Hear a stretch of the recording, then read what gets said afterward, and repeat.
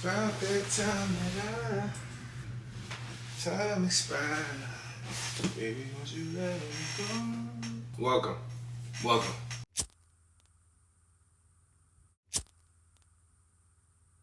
Alright, so this video is going to be my 5 and 6 star reads. And essentially what that means is my favorite books of all time.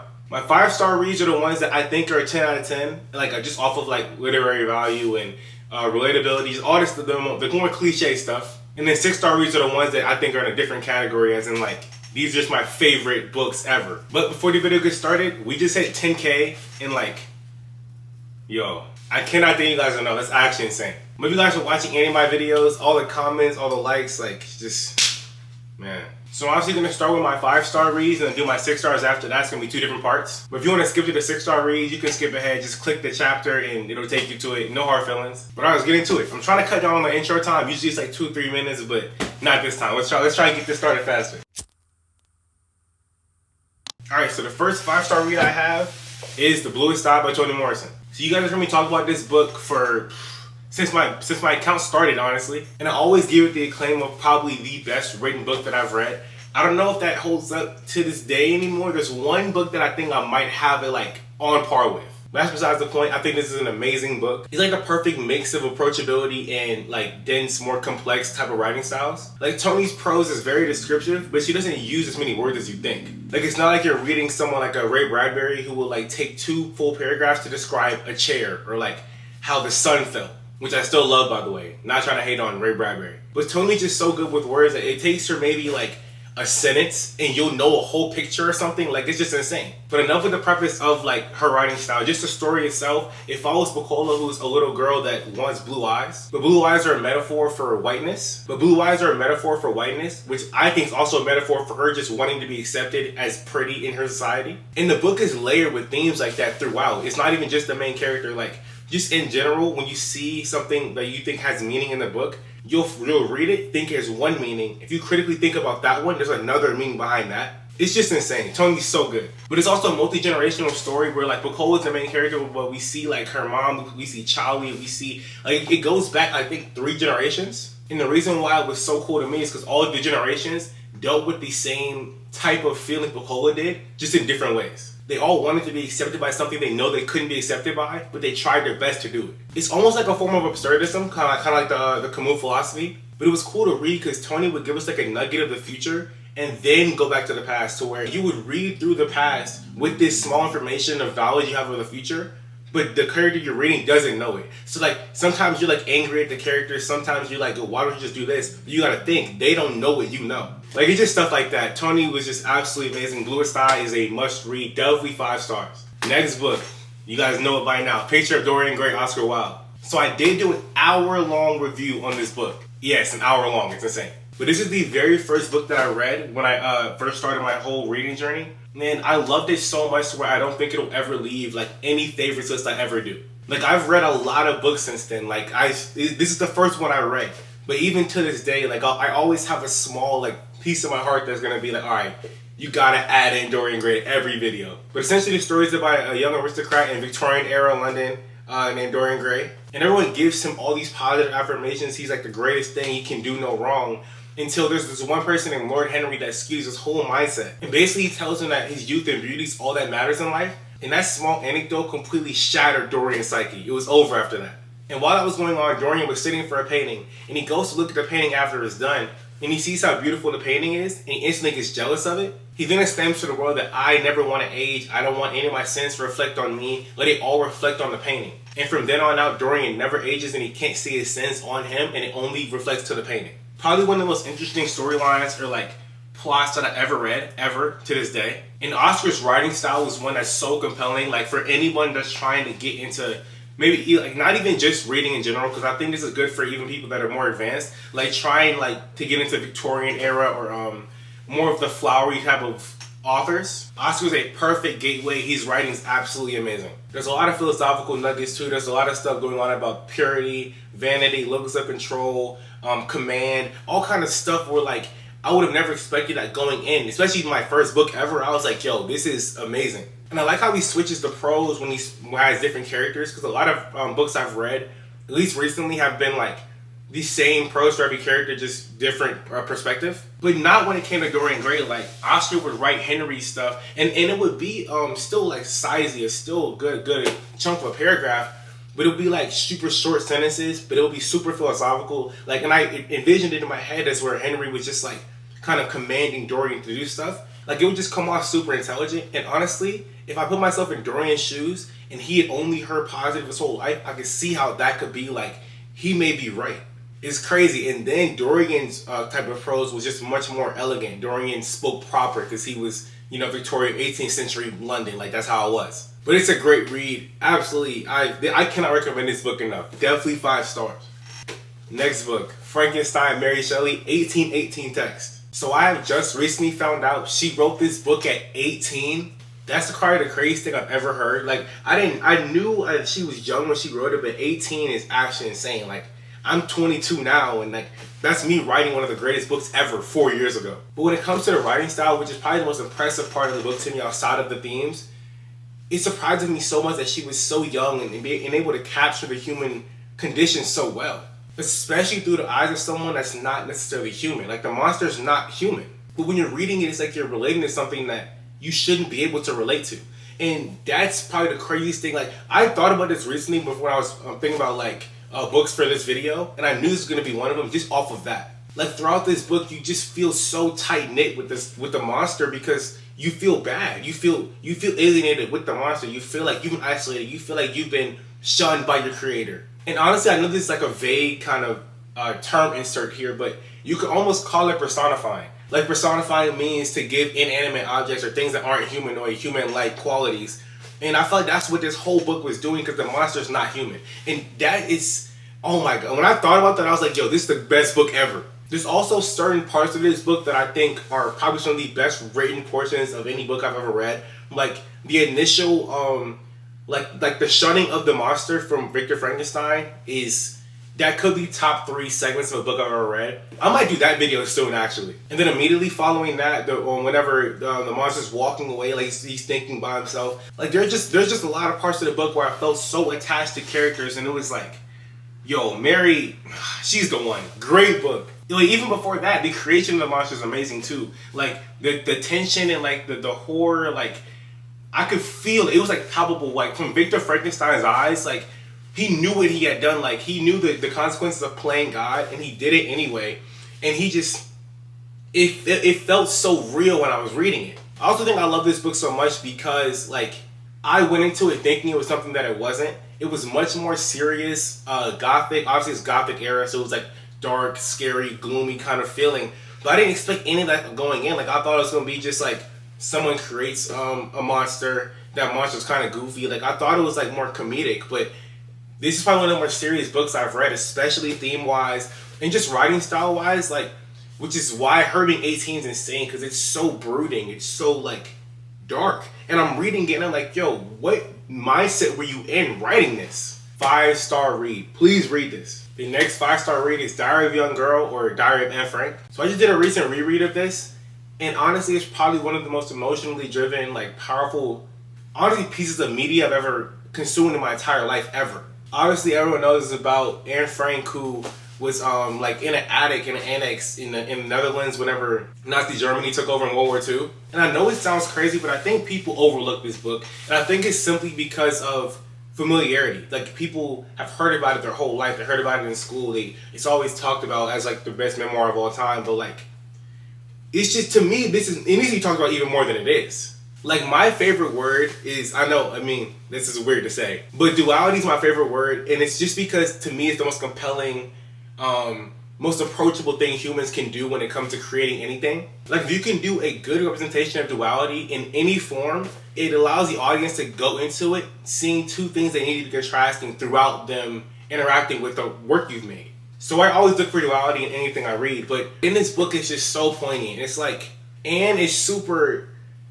she's just so innocent. She's so pure, and like she's 13 years old, and it bleeds through when you're reading it. Like, it's not like you're reading someone that's way ahead of her time with word choice. Her vocabulary's one of a 30-year-old literary teacher. Like, it's not like that. It's like you're reading a 13-year-old girl writing her experience. That's what it reads like. And you have this side that's super pure, super wide-eyed. Like, she didn't know truly what was like the depths of human condition, how bad someone's psyche could really get from this evil stuff that's going on. But then you have on this side the dark, gloomy, real life, like, realization of war, like World War II to be exact, the craziest war that's ever happened, at least in the Americas. Like, if you go into it with the lens of, like, there's two things I'm looking at in every single passage of this diary, where you have this pure, innocent girl that's seeing this unforgiving, just taking everything from her reality of war. It's probably the most compelling reads. It's amazing. Like, there's multiple times where she talks about, like, kittens, or, like, her future aspirations, like, her thinking that, like, maybe the war is not gonna be forever. Like, oh, it's just, she's so pure. She doesn't really, like, fully understand, like it's like you can, as the diary goes on, you see her hope almost, like, burning out throughout, because it starts off with her just starting to write, but as it goes on, it's like, yo, this is just getting, it's just so sad to read. Like, I couldn't say enough good about this book. I think another sad part about it is that she would throw in small little sentences of, like, we may get caught today, or like, they could come at any moment, and I'd be like, oh my gosh, like, there's just glooming overall feel of, like, you would know what happens at the end. Like, probably before halfway through the book, we know how it's gonna end. But that still doesn't dissuade you from reading the rest because of how hopeful she is. Like, she talks about being a writer throughout the entire book. She talks about seeing her family, like, outside of situations like this. Like, she has hopeful moments that make you want to keep reading, even though you know how it's gonna end. 5-star read. Honestly, this should have been 6 stars. Okay, I'm changing this from 5 to 6 stars, but I'll keep it in this part of the video just because, I don't know, I want to talk about it. Alright, the next 5-star read I have is probably the most recent edition, but The Divine Comedy by Dante. So obviously everyone knows this book already. Like, to me, it's probably, at least in my worldview, I'm not too well versed in literature yet, but to me, it's definitely one of Mount Rushmore of, like, all-time greats. Like, you have the Bible, spiritual or not, just literary value in itself. You have the Bible, you have works of Shakespeare, you have works of Gautier, and you have The Divine Comedy. That's at least my Mount Rushmore when it comes to just literature overall. You may be able to throw one of the epics in there, so Iliad or Odyssey, maybe the Aeneid, I don't know. But it follows Dante, who's guided by Virgil, and then it starts in the woods and they end up going to hell, which is Inferno. Oh yeah, it's split up into the Inferno, Purgatorio, and Paradiso, which is hell, purgatory, and paradise. And honestly, before I got into it, like, I've always been intrigued by Dante. To me, he was probably the coolest person in literature. Him, and for some reason, I really liked Carl Jung. Even though he's not, like, a writer, he was a psychologist, but, like, to me, he's interesting too. I gotta read some of this stuff soon. But Dante, to me, was, like, someone I knew I had to read early on. For 2 reasons. Obviously because I just intrigued by him, but also because he was speaking on Christian topics. But I've always heard, at least, like, in the church, or, like, you just when I'm around people that are religious like me, that it was almost satirical, and I wanted to read it to make sure he wasn't, like, trying to make a parody of my religion. And a lot of people think he did, but honestly, I don't see it that way. When I read it, to me, it just, obviously it's satirical, but to me, it's more on the art side than him trying to make a commentary or manifesto about what's, like, the Christian belief really is. Like, obviously in scripture, there's no description of what hell looks like to a T.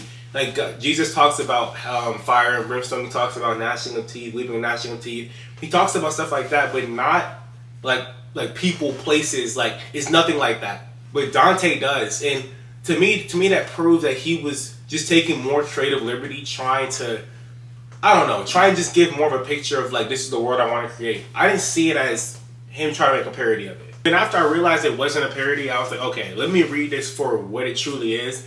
And that's when I really came to love it as much as I do now. And a lot of people say Inferno's the best. I may go Purgatorio as my favorite. It's probably my favorite one out of the 3. Like, I think whenever it first introduces the mountain in the purgatory, that is probably, I wouldn't say my favorite segment of any book, because there's one coming up where I think is better, but it's definitely up there. The writing style is absolutely amazing too. At least the translation is. It was translated by Mark Musa, but it's an epic poem. So in the Italian that it was written in originally, it has, like, a beat to it. It has a poem. There's a rhyme scheme, but it's hard to translate that over to English. But I think Musa did a very good job, because obviously there's no rhyme scheme anymore. It's translated words, but I still felt some kind of tempo to how I was reading it. Like, it's a quick read because it has a rhythm to it. But that's for any poem. That's like reading the Iliad, the Odyssey, a lot of Poe's stuff, like just any really poetry for real. That's really how it is. But I see why this is acclaimed the way it is. I see why it's one of the biggest works of literature, really just works of media in general since the inception of arts. It's past the Renaissance. Definitely a 5-star read, 100%. The next 5-star read is The Will to Power by Nietzsche. So this is one of 3 of my philosophical reads I have on this list. I'm pretty sure off the top of my head. And obviously this is the book that really cemented him as the Nietzsche we know today. So why I love this book so much is because it's a posthumous collection of all of his notes from all of like his journals leading into his works. Let me rephrase that because it probably didn't make any sense. But like, obviously philosophers and just thinkers in general will write in like heaps and heaps of notebooks and just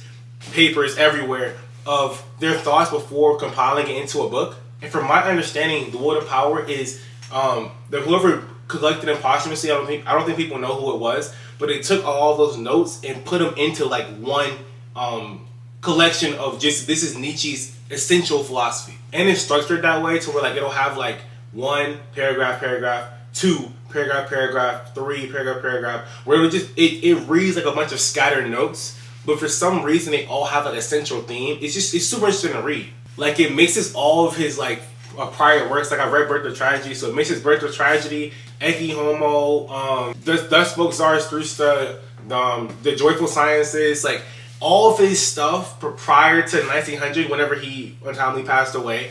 It compiles all of it into one book, and that's why I like it so much. Nietzsche to me also is just a super interesting character, because obviously you guys know I'm religious, and Nietzsche's probably the poster child of anti-religious philosophers. So you wouldn't think that I would read him and enjoy him the way I do, but to me, like my biggest fear when it comes to just knowledge seeking is the aiding of a confirmation bias. I don't want to just read stuff that I know I'll agree with, because how do I grow that way? So whenever I first started reading philosophy, I was reading obviously like Kierkegaard and Aquinas, people that I knew agree with me, but I felt myself not growing with what I was reading.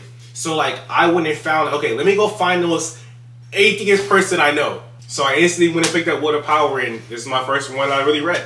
But essentially the whole gist of the Will to Power, like in itself, is that humans don't just have the will to survive, but they have the will to power that overtakes the will to survive. And what he means by power is exactly what you think he means. Like it's to exert power over other people and oneself. There's a lot of revolt and resistance. There's self-actualization is a big theme in Will to Power. It's a very individual, almost selfish philosophy. I don't necessarily agree with it. I think there's some nuggets or tidbits that you could take and apply, but I don't think a lot of Nietzsche's outlook really works in real life. But that does not mean I don't love what I was reading. Like Nietzsche to me was like, he was really commanding somehow. Like he was very persuasive with things that I knew I didn't agree with. Like there was times where like he would talk about being almost selfish when it comes to certain pursuits in life, and I'd read it and be like, man, that's facts. And then I would catch myself and be like, wait, I don't really agree with that. Nietzsche also argued that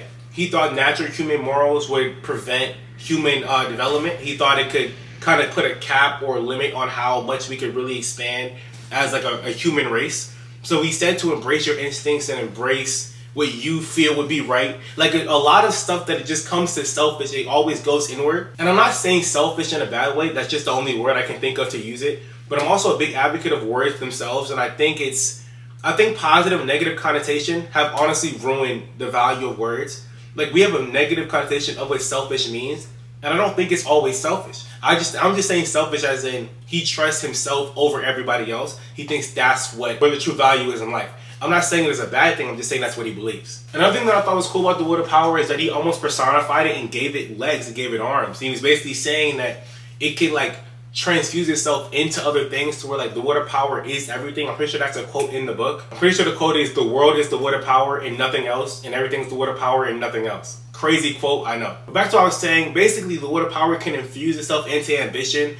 It can infuse itself into creativity, and like your art that you make can be infused through the Will to Power. Like a lot of stuff like that. It was super interesting to read. He's very meticulous with his words, and I think that's why I like him like so much. If you really want a thought-provoking, challenging read, not challenging as in hard to read, challenging as in he'll challenge what you believe, because he's very good with his words. So if you have a strong worldview and you want to test it against something that you may not agree with, I definitely recommend The Wood of Power. Because I think it's hard. I never really met anyone in my life today that takes Nietzsche-esque values and traditional values, think of the instinct over morals, like stuff like that. It's hard for me to find that in people today, but it's just cool to read. It's cool to bounce ideas off of, and I think anybody could read it and challenge themselves in their worldview. But definitely a 5-star read, whether I agree with it or not. I actually love this book. But that is all my 5-star reads. So obviously the next segment will be my 6-star reads. But before we get there, I got a small thing I want to bring up. So as you guys can see, I have a lot of like art, movies, music, just a lot of stuff that's like media and creative expression around me. And I love everything, honestly. Even not just books. Like I'm fascinated with creative expression. So I'm gonna start trying to implement some like music videos, some videos about like paintings I like, movies, like a whole bunch of stuff that I really enjoy. I want to talk about. I can talk about just as long as I can talk about with books. I'm gonna try and implement them all into this channel. I wanted to wait till I got a pretty like sizable amount of subscribers, so I waited till I got like 10K to start really trying to branch out and not even branch out, because it's really just the same creative expression. It's the same kind of thing, but to just talk about more of what I like, and I want to put them all on this account. So I wanted to give you guys a preface on that, because I am gonna probably I might do like all my records, like just talk about the music I like, just the ones I have at school, because I have like 200 records, but these are the only ones I have at school. I also have like some DVDs and like movies I really like. I'm gonna talk about those. Paintings I can talk about probably for the longest out of everything. As you can see, I'm a big Caravaggio guy. He's my favorite painter. But that's all besides the point. I just wanted to give a small little segment about what I plan on doing with the channel, because 10K is a lot of people, especially for YouTube. Like, I can't thank you guys enough. But I still like to say, as well as just informing you guys what I plan on doing with the channel, just to give you guys a little update. But another thing I want to touch on is that if you guys have any recommendations for me about like what to talk about when it comes to art, as in like music, movies, top 10s, top 50, like whatever you guys want to see from me about that, comment it and I'll try to make a video about it. But love you guys for watching this video. But alright, let's get into the 6-star reads. Alright, so the 6-star reads, these are, if someone asks, these are my favorite books of all time. These 1, 2, 3. These 6 books right here are like, yo, I might get these framed somehow. Do people frame books? I don't know. I might though. These are my favorite books of all time. But alright, let's start it off so I don't just talk about holding them for so long. Alright, the first one I have here is The Raven by Edgar Allan Poe. There's honestly a lot of Poe poems, or just short stories, just a lot of his works that I really enjoy, but The Raven is definitely number one. But I could talk about like Into the Maelstrom it might be up there as well. Telltale Heart, obviously. Black Cat, obviously. Oblong Box is amazing. That one's insane. Rue Morgue, William Wilson, which is like the autobiographical short story he wrote. Fall of the House of the Usher is another one that could honestly be in the 6-star reads. Poe has recently become one of my favorite writers just in general. And I want to talk about him. I might do a whole video on Poe. I already got one coming up for Kafka, which is a brief spoiler, but it's coming, so it's not even a spoiler. But I want to say The Raven is definitely number one when it comes to my favorite Poe works. I know it's cliche, but I'm not even big on stuff like losing value when it gets popular. Like, it's popular for a reason. I was thinking the other day on like my 6th, 7th reread of the poem, but it was like, imagine going to the 1800s, like going back in time, and reading this in the time period it was like supposed to be read. That was probably the greatest thing ever. But all I have to say, I think The Raven is an absolute masterclass. I think Poe did this is the work I was talking about earlier in the video about how I think it's on par with Bluest with Toni Morrison and my favorite written text ever. Like, there's a very obvious rhythm and tonality that comes with reading The Raven. Like, it's not even one that you need a literary like major or degree to read. Like, I'm not someone that's just super well versed in reading. So when I was reading it, it felt like after maybe a stanza or two, I knew exactly how it's supposed to be read. Poe's also just a master with words. Like, he used very like encapsulating words and very encapsulating stanzas in general, to where I felt like I was in the room with him, seeing this raven fly through the window that perches on a bust of Athena, and I'm like, yo, like, what's going on? And I've also seen a lot of debate on like where the work takes place. Is it in the mind? Is it really happening in real life? I'm more on the fence of in the mind. But if you think it takes place in the physical, I would love to hear why you think that, because I mean that's a great conversation in itself. But at least in my perspective of The Raven, I think there's a man going through the loss of Lenore, which is a woman that gets brought up a lot in the text. And he self-isolated himself from the world to where I think he's going through almost a psychosis feeling. And a raven flies through well, even before that, he's hearing noises, he's hearing voices, and he's getting up to check them and nothing's there. He's sitting back down, and a raven flies through the window and perches on a statue or a bust of Athena, which to me is also symbolism or metaphor for something, because like the bird was supposed to be a representative of wisdom or something with the mind, and Athena is the goddess of wisdom. I thought that was kind of cool. Poe also brings up Plutonian shore, which is Pluto, as in Pluto is Hades, which is the god of the underworld. So like Plutonian shore is the shores of hell, which is like, there's so much metaphors and symbolism in this work. But back to the little summary I was giving. It's perched on the bust of Pallas, and he's talking and pleading with this raven. And every time he asks the raven a question, the raven will respond with nevermore. And it never changes throughout the entire poem. And here's where I think it's super interesting to read, because this is why I think it's all in the mind. I don't think it's real, because every time he would ask the raven something, he knew the answer. I mean, he was like pleading with the raven, trying to get a different answer than he knew what was going to happen. Like, he knew the answer to all of his questions, and he would ask the raven, like, am I going to see Lenore again? And the raven would be like, nevermore. And then he would be like, what's going on? Like, what's happening with Lenore right now? And he'll be like, nevermore. Like, it doesn't really matter what the raven was saying. He's trying to like cope or plead with his mind, basically saying what's going to happen, and he knows what's going to happen. And he gets mad at the raven. He shoos the raven out, and it ends kind of abruptly. But to me, it's just a commentary on a man that isolated himself, and he's going through psychosis about a woman he lost. And he's pleading with his mind, trying to cope with his mind about the dark situation he's in. That's what I took from the text, but I didn't even do it justice. Like, you have to read it. It's short. Honestly, like, there's PDFs online. There's people that read audiobooks that have done it a great job. Like, please read The Raven. 6-star read. And honestly, read all Poe stuff. At least the ones I mentioned. Into the Maelstrom, Black Cat, Telltale Heart, William Wilson, Fall of the Ushers, all that. Read all this stuff.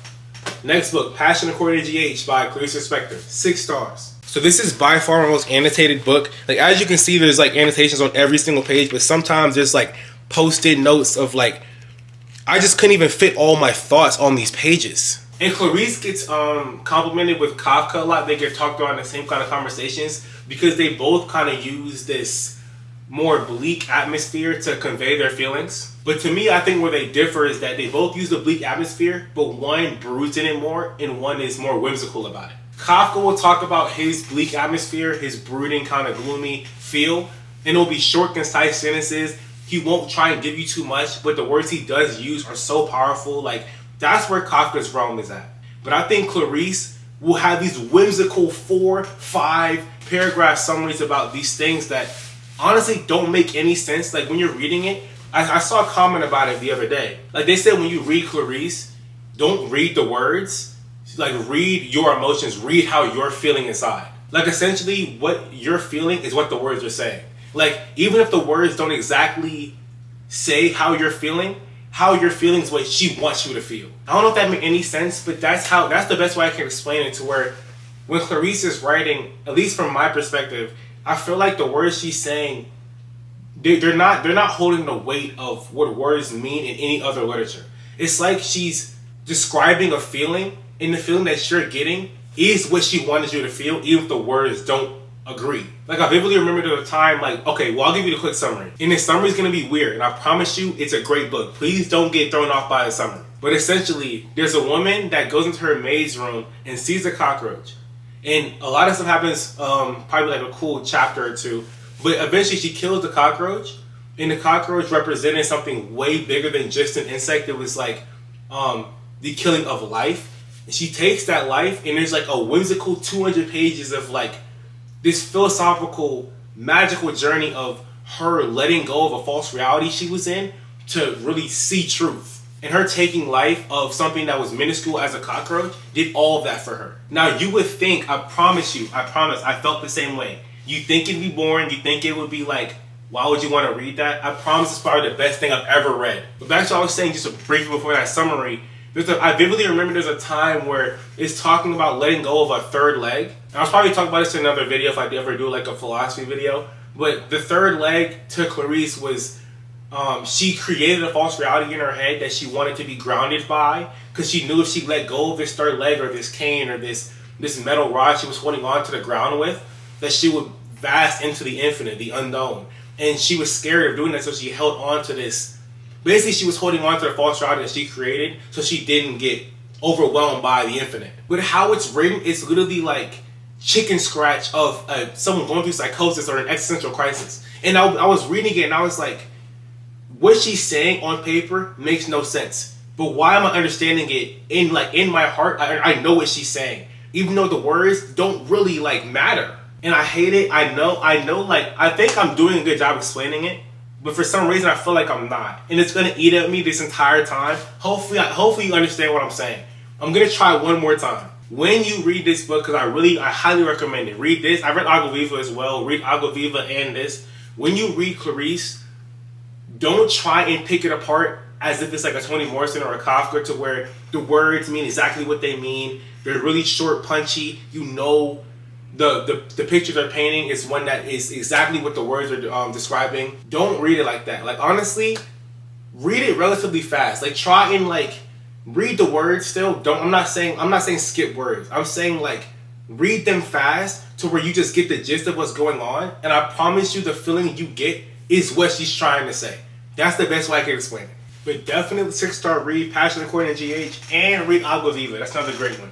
So the next 6-star read I have is Book of Disquiet by Fernando Pessoa. And the reason why I want to talk about this book along with Passion According to GH is because it's kind of the same thing. But I do think this is better than Passion According to GH, because as much as I love how whimsical GH was, the words mean more in this book than they did in the last book. If I had to pick a favorite book of all time right now, it's between this or one book that's coming up still. So from my understanding, this is also another posthumous collection of just notes from Fernando. He also wrote in a lot of aliases or pseudonyms. And this one is through the eyes of Bernardo Soares, but it's so very obviously autobiographical that it's kind of like how I think of Bell Jar with Esther Greenwood.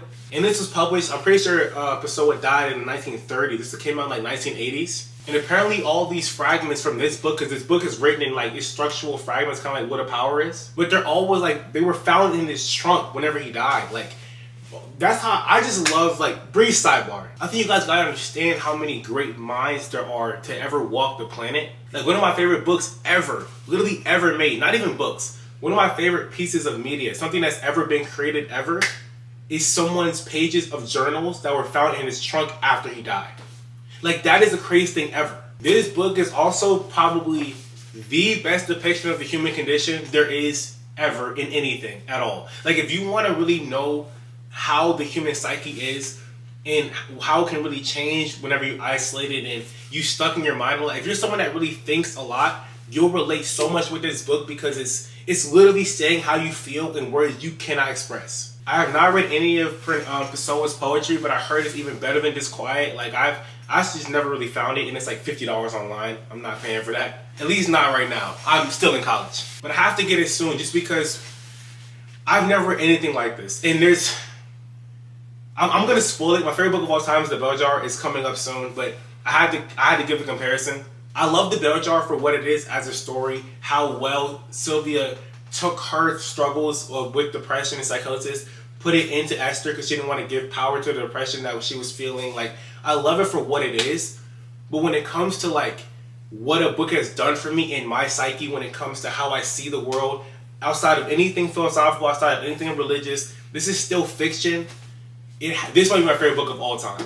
And I compare it a lot to GH because this book also is super mystical. It's very flowery in language, but it's because it's describing something that's almost an infinite feeling. But you got to think the feelings it's touching on, as in like isolation, what psychosis really is, facing yourself, existential angst, all kind of stuff like that. These are infinite feelings that there's no words for, and he's trying to conceptualize them into these brief stanzas of like fragments. They're probably like 2 paragraphs each per section. It's definitely also on more of a sad side. It's someone that's really going through depression, and he's facing sadness in a way that I've never seen. I've heard Proust is also a good author that does this. I haven't read any Proust. And as you can see, like, I'm talking a lot about this book, Haven't touched on plot once. Like, to me, the plot doesn't matter at all. Like, the whole thing, I'm pretty sure the segment of the book is called a factless autobiography. A factless autobiography, meaning like there's nothing here that really matters itself. Fact meaning truth, meaning something that you can't disprove. Nothing in this book is something you can't disprove, but it's so compelling and so intriguing that you'll want to finish it in one sitting. I love it so much that I have a tattoo across my chest. You guys might see it. I don't know. You guys might see it eventually if I do a tattoo tour. But it's from this book, and it's "My soul is a hidden orchestra. I know not what fiddle strings and harps, drums and tambora I sound and clash inside myself. All I hear is the symphony." Yes, I memorized it because I loved it that much. You got to think what that really means, like, truthfully in itself. Like he's saying he doesn't know what instruments are clashing inside himself. He doesn't know what's truly going on. But he's trying to conceptualize. He's trying his best to know what's going on. But all he can hear in his seek for truth is the symphony. All he hears is the product. He doesn't know what truly got there. Like, this book's, oh my gosh, I can't recommend it enough. I can't. He's amazing. Pessoa is amazing. Please read this. Absolute 6 stars. Maybe 7 stars. Is that a thing? 7-star read. My next book, the second philosophical book on here, Fear and Trembling, Kierkegaard. So this is probably one of my favorite texts when it comes to religion and philosophy in itself. I absolutely love some of the concepts brought up in it as well. Obviously, it's trademarked, not really his trademark philosophy, but one that is associated with Kierkegaard is A Great Leap of Faith. And it's introduced through the story of Abraham and Isaac, which is the view this whole book is based off of. Like, after maybe like the first, give or take 40 pages, it's just more philosophy. But the first few pages, first 40 pages, give or take, are all based off of the story of Abraham and Isaac. Which I have a tattoo right here. It's a small knife, but it's basically for that story. It's my favorite story in the Bible outside of Jacob wrestling with God. That's amazing. But if you don't know that story, I'll give you a brief summary. You can skip ahead if you already know the story. But basically, God told Abraham that he wants to sacrifice his son Isaac. And why that's so powerful is because Isaac was the golden child.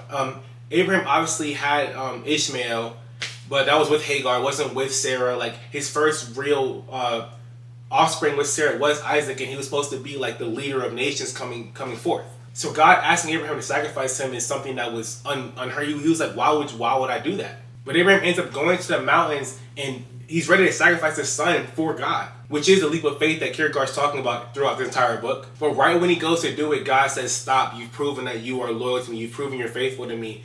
There's a ram in the bush. Go sacrifice that instead." Obviously, one of the greatest stories in the Bible, if not the poster child of faith when it comes to what we need to have as Christians.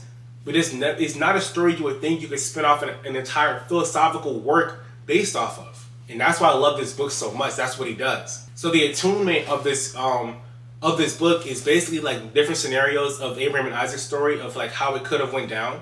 And that was interesting to me because it was like, I never thought of it that deep because there's a lot of stuff in the Bible that's not really said when it comes to like psyche-wise, what Abraham was thinking, what Isaac was thinking, what Sarah was thinking, how God was feeling. Like, that stuff's not brought up. And then Kierkegaard takes the liberty of trying to conceptualize these feelings, and like, it's so interesting to read. Like, something that's overlooked is that Abraham had to walk 3 days, I'm pretty sure it's 3 days, to Mount Moriah, knowing like, because he hadn't told Isaac this yet. He hadn't told Isaac, "I'm sacrificing you," but he just said, "Isaac, come with me."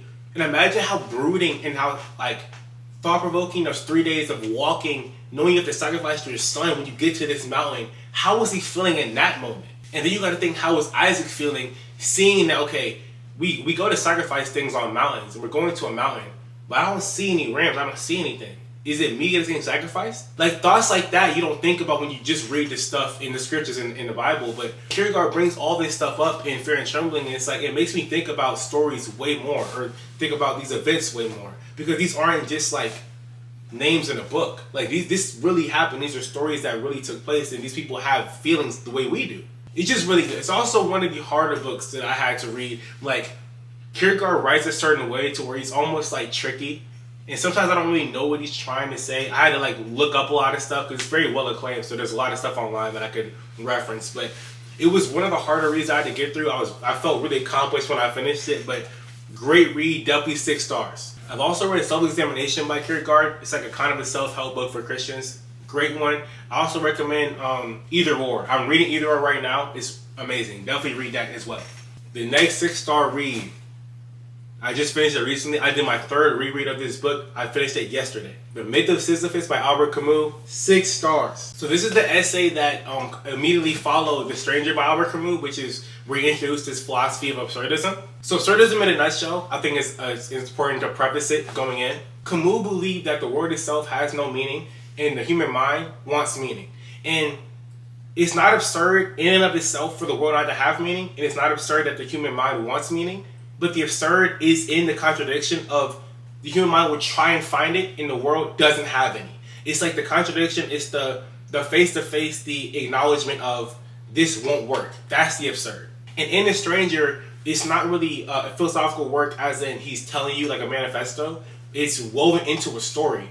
And I would put The Stranger also in 6-star read. Matter of fact, you can add it in for this little segment as well, because I feel like you should read that before you read this. But besides the point. But in the novel, in The Stranger, it's about a man that doesn't really care about anything. Like the novel starts off with basically saying, well, my mother died today, but the sun was really hot.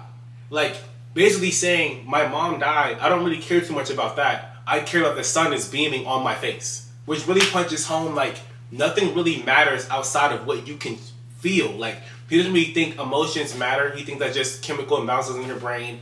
Like his mom dying has no implications at all outside of I now have to pay more rent because my mom died. She helped me pay with the rent. Like that's what matters, not the real death. A lot of more stuff happens in The Stranger. It really just highlights the fact that this man only cares about the sand on his feet, the sun beaming on him. Like nothing really around him matters at all.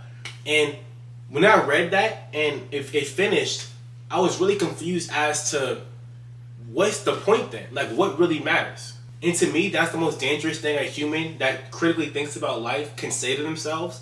It's the question of what really matters, because that leads to thoughts of suicide or like ending your own life. And this book directly addresses that thought, because he knew in The Stranger, that's what would come up. You would think, okay, if nothing really matters, then why am I living? What's the meaning? What's the point?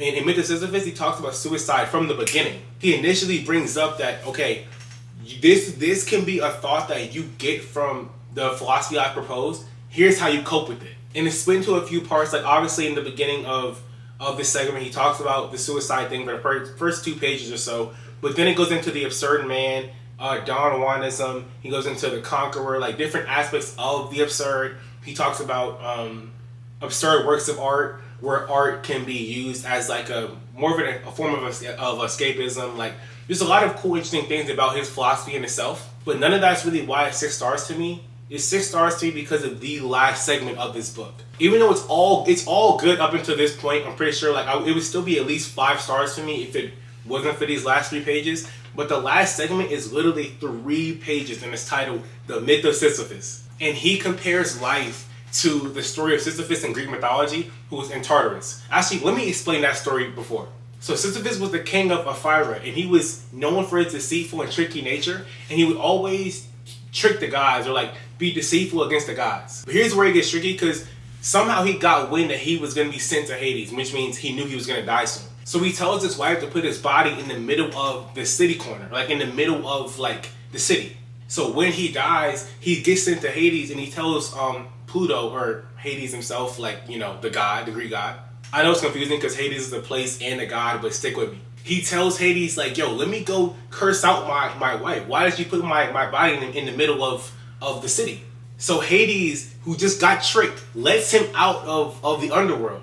And he goes back up top and he says, I like it up here. I'm not going to go back. So he doesn't go back. And for several years, he's just living like he never died.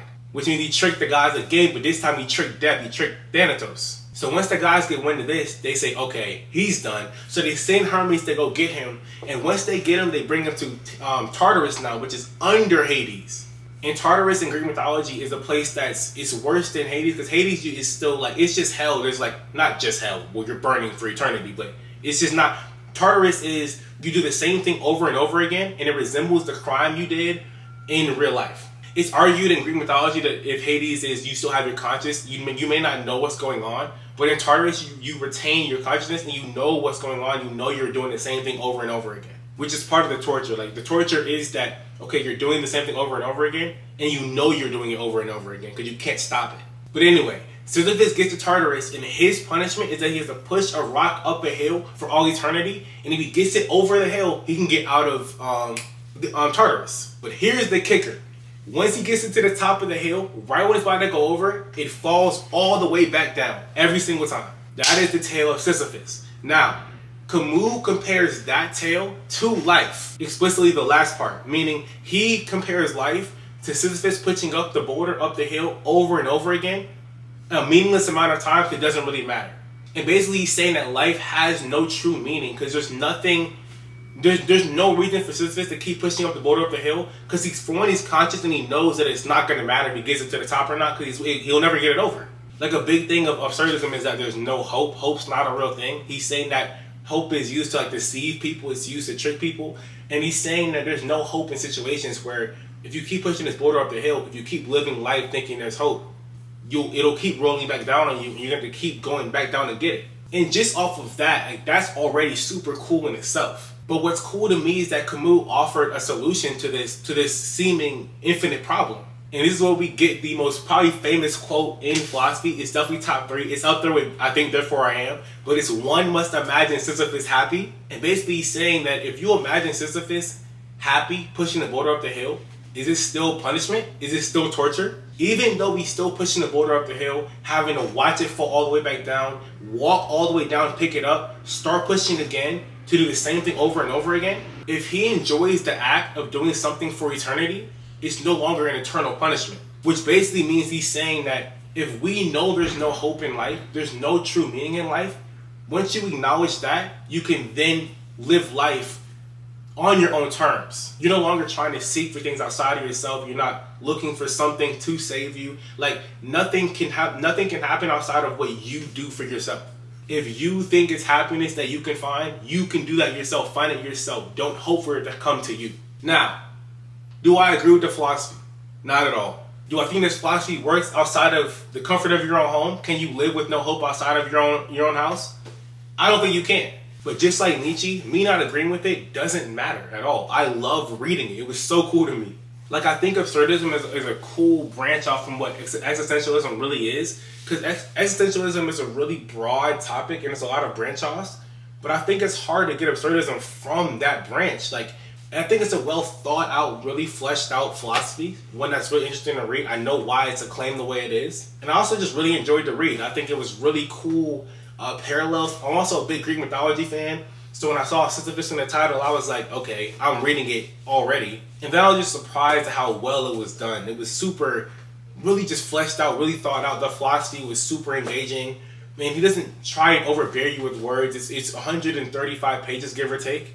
And I'm going to show you my annotations, but like every single page I had so much going on. Oh, I'm going to show you the final page, the Imagine Sisyphus Happy page. All right, pause to read this part.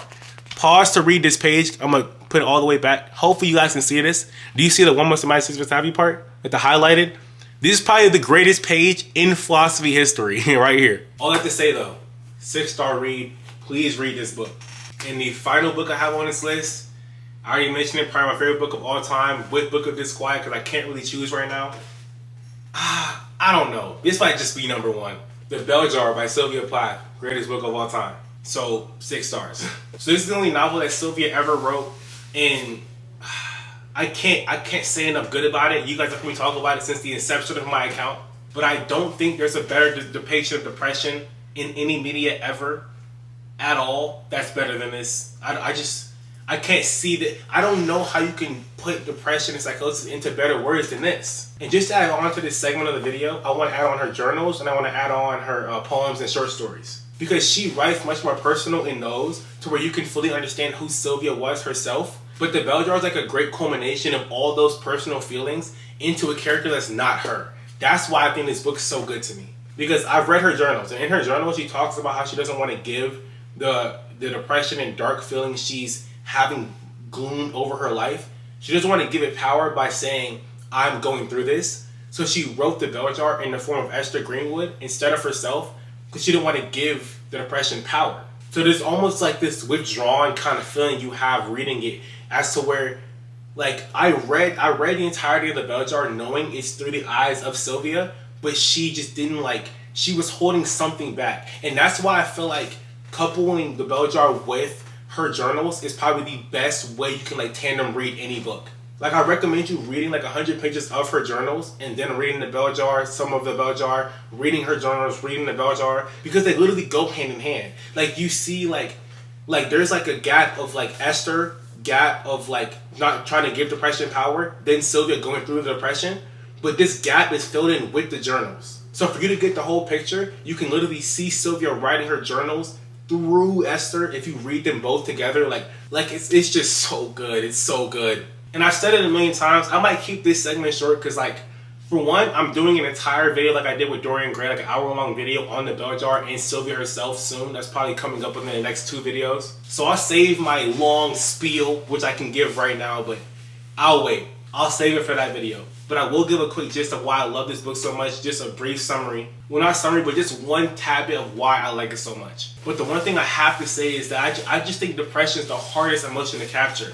Not even just in writing or films or paintings, like even in words. Like it's hard to explain depression in words. Like obviously writing isn't just words. There's like structure, word choice, prose. There's stuff that goes into writing books. But I mean just speaking. Like if you're going through real depression and psychosis, you can't even explain it to therapists. Like it's hard for you to explain it just word for word, face to face with someone else. And the fact that she can conceptualize something that's almost impossible to explain into one of the greatest books of all time, and it's withdrawn from herself that you gotta fill in with her journals, like all that factored in makes it to me like one of the best like pieces of media ever. Like I don't know how you can read this and not think this is a masterclass. And obviously like I understand all the critiques of the book of how like it's scattered, it feels out of place sometimes, it's too dark sometimes, like it goes too deep into those emotions.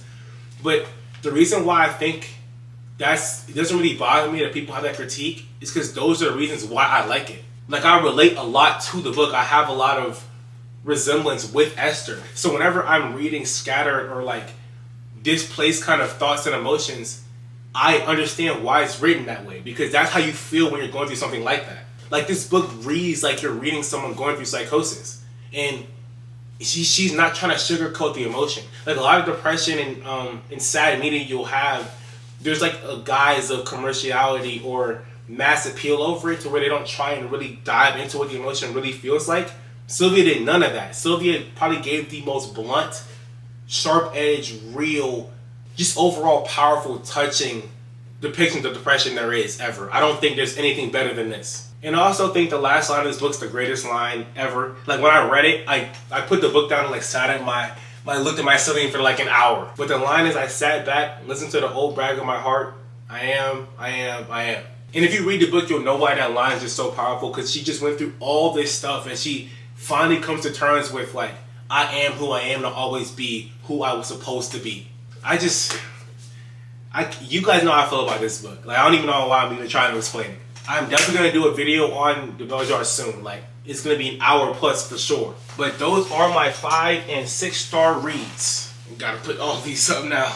But I love you guys for watching this video. Hopefully you guys watch the interlude, because I'm definitely going to start posting some, at least just more art stuff on this account. Movies, music, just anything that I feel like I can talk about the creative expression wise. But I love you guys for watching this video. Hopefully you guys can read some of these and talk to me about them, because I absolutely love them, obviously. And also just give me some more recommendations for books to read, because I don't know, bro. I love reading so much. It's all I do now. Like, I just can't see myself doing anything else for 10 hours a day.